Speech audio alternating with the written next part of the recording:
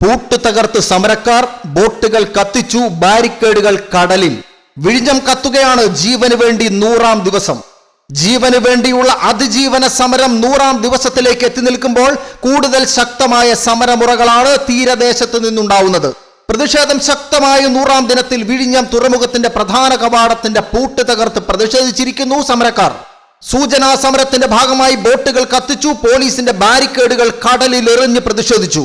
100 ദിനങ്ങൾ കഴിഞ്ഞിട്ടും തങ്ങളുടെ ആവശ്യങ്ങളെ തള്ളിക്കളയുന്ന സർക്കാർ നിലപാടിനെതിരെ സമരമാണ് ഇവിടെ തുടരുന്നത്. ലത്തീൻ സഭയുടെ നേതൃത്വത്തിൽ ആയിരക്കണക്കിന് ആളുകൾ, വൈദികരും സന്യസ്തരും സ്ത്രീകളും കുഞ്ഞുങ്ങളടക്കം 9 ഫൊറോനകളിൽ നിന്നുള്ളവർ, അവർ തീജ്വാലയായി പടരുകയാണ് വിഴിഞ്ഞത്ത്. 7 പ്രധാന ആവശ്യങ്ങളാണ് ലത്തീൻ സഭയുടെ നേതൃത്വത്തിലുള്ള സമര സമിതി മുൻപോട്ട് വെച്ചിരിക്കുന്നത്. തങ്ങളുടെ ആവശ്യത്തിൽ തുറമുഖ നിർമ്മാണം നിർത്തിവെച്ച് പഠനം നടത്തണമെന്നാണ് സമരക്കാരുടെ ആവശ്യം. മത്സ്യത്തൊഴിലാളി പ്രതിനിധികളെ സർക്കാർ രൂപീകരിച്ച പഠന സമിതിയിൽ ഉൾപ്പെടുത്തണം എന്നും പ്രതിഷേധക്കാർ ആവശ്യപ്പെടുന്നു. കടലിലും കരയിലും ഒരേ സമയത്താണ് സമരം നടന്നത്. വ്യാഴാഴ്ച രാവിലെ 8:30 മുതൽ ബൈക്കുകളിലും ഓട്ടോറിക്ഷകളിലുമാണ് സമരക്കാർ പ്രതിഷേധവുമായി മുന്നോട്ടെത്തിയത്. ഒന്നുറപ്പാണ്, വരും ദിനങ്ങളിൽ കൂടുതൽ ശക്തമായ നിലപാടുകൾ, ശക്തമായ സമരമുറകൾ വിഴിഞ്ഞം കാണും, കേരളം കാണും. സമരത്തിന്റെ 100-ാം ദിവസമാണ്. മത്സ്യത്തൊഴിലാളികളുടെ 7 ആവശ്യങ്ങൾ ഉന്നയിച്ചുകൊണ്ട് സമരം 100-ാം ദിവസം അടുക്കുമ്പോൾ ഭരണകൂടത്ത് നിന്ന് ഒരു കാര്യത്തിൽ പോലും ഞങ്ങളുടെ ആവശ്യങ്ങളെ, ഈ ജീവിക്കാനുള്ള ഞങ്ങളുടെ ആഗ്രഹങ്ങളെ നിഷേധിക്കുന്നത് വളരെ വളരെ വേദനാജനകമാണ്. ഞങ്ങളുടെ ആവശ്യങ്ങൾ അവർ അംഗീകരിക്കുന്നു എന്ന് പറയുമ്പോഴും അംഗീകരിക്കുന്ന ആവശ്യങ്ങൾ നിരുത്തരവാദിത്വം പുലർത്തുകയും വളരെ നിഷേധാത്മകമായ പ്രവണത ഞങ്ങളോട് കാണിക്കുകയും ചെയ്യുന്ന ഇതാണ് ഞങ്ങളുടെ വേദനാജനകം. ഇന്ന് മുതലപ്പുഴ ഹാർബറിൽ പെരുമാതുറ പാലത്തിൽ കരയും കടലും ഉപരോധ സമരത്തിനായി ഞങ്ങൾ ഇരിക്കുമ്പോൾ വേദനിക്കുന്ന ഈ മത്സ്യത്തൊഴിലാളികളെ പുറംതിരിഞ്ഞു നിർത്തുന്ന സർക്കാരിന്റെ മനോഭാവങ്ങളെക്കുറിച്ചാണ് എനിക്ക് പറയാനുള്ളത്. അദാനി എന്ന് പറയുന്ന ഭീമനായ കോർപ്പറേഷൻ ഇനയം തുറമുഖത്തിൽ വന്നിട്ട്, ഇനയം തുറമുഖം വളരെ യോഗ്യമായ, ഇവിടെ കപ്പലുകൾ എടുക്കാൻ ഏറ്റവും യോഗ്യമായ ഒരു സ്ഥലമെന്ന് കണ്ടെത്തി അവിടെ വന്ന് പണിതുയർത്തുവാനൊക്കെ ആരംഭിച്ചപ്പോഴും ജനങ്ങൾ ഒത്തൊരുമിച്ച് പുറത്താക്കിയ സംഭവങ്ങൾ ചരിത്രമാണ്.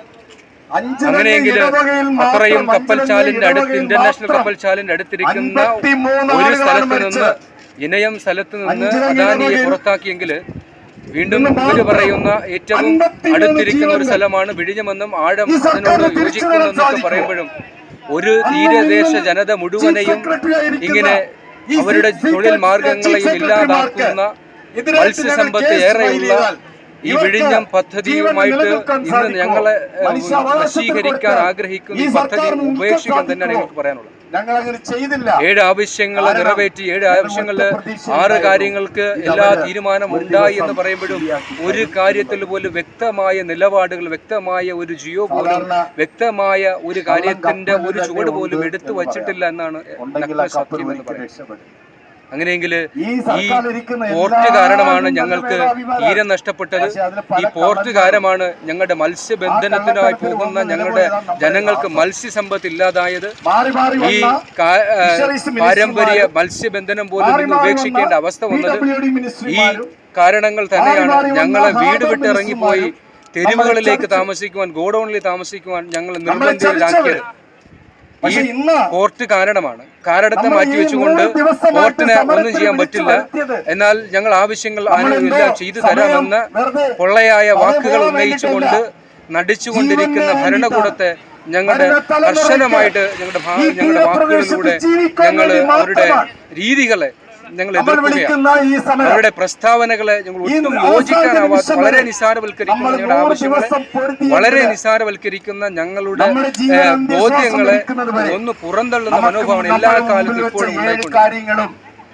ഈ ഒരു സമരം ഇതിലൂടെ നിലനിൽക്കുകയില്ല. നൃത്തത്തിൽ നിന്നും വിജയിക്കുന്നത് വരെ ഈ സമരം തുടരുക തന്നെ ചെയ്യും. ഈ വിജയിക്കുന്നത് വരെ, ആവശ്യങ്ങൾ നേടിയെടുക്കുന്നത് വരെ ഈ സമരത്തിന് 1 ഇഞ്ച് പോലും പിന്നോട്ട് ഞങ്ങൾ പോകില്ല എന്ന് ശക്തമായ ഭാഷയിൽ തന്നെയാണ് ഞങ്ങൾക്ക് പറയാനുള്ളത്.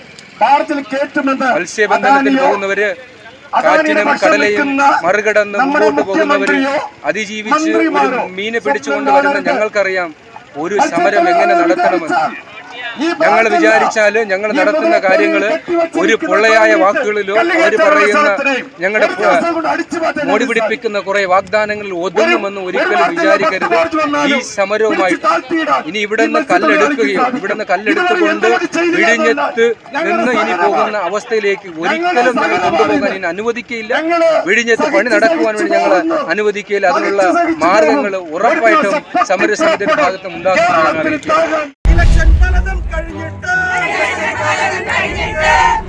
എവിടെ പുനരധിവാസം? കടലിൻ മക്കളെ തെരുവിലാക്കി ഇവിടെ ഒരു വോട്ടും വേണ്ട.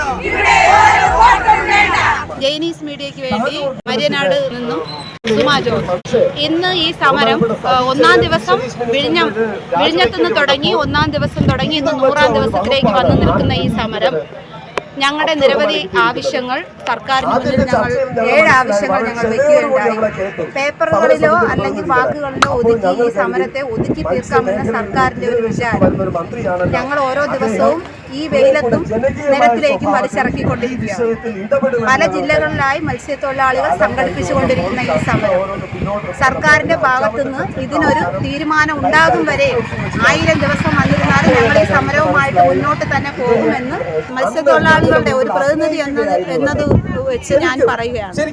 ഇതിലും ഒരുപാട് സമരങ്ങൾ ഞങ്ങൾ പങ്കെടുത്തിട്ടുണ്ട്. മത്സ്യത്തൊഴിലാളികൾ മദ്യനിരോധനത്തിന് വേണ്ടി ഒരുപാട് നിരത്തിലിറങ്ങിയ സമരങ്ങൾ ഉണ്ടായിട്ടുണ്ട്. അതുപോലെ ഞങ്ങളുടെ ഉപജീവനം, ഞങ്ങളുടെ മക്കളെ സംരക്ഷിക്കാൻ, ഞങ്ങളുടെ കടലിനെ സംരക്ഷിക്കാൻ, ഞങ്ങളുടെ കടൽത്തീരങ്ങളെ സംരക്ഷിക്കാൻ വേണ്ടിയിട്ട് ഞങ്ങൾ എടുക്കുന്ന ഈ സമരത്തിൽ അന്തിമമായ ഒരു തീരുമാനം ഗവൺമെന്റ് അറിയിക്കണമെന്ന് താഴ്മയായി ആവശ്യപ്പെടുന്നു.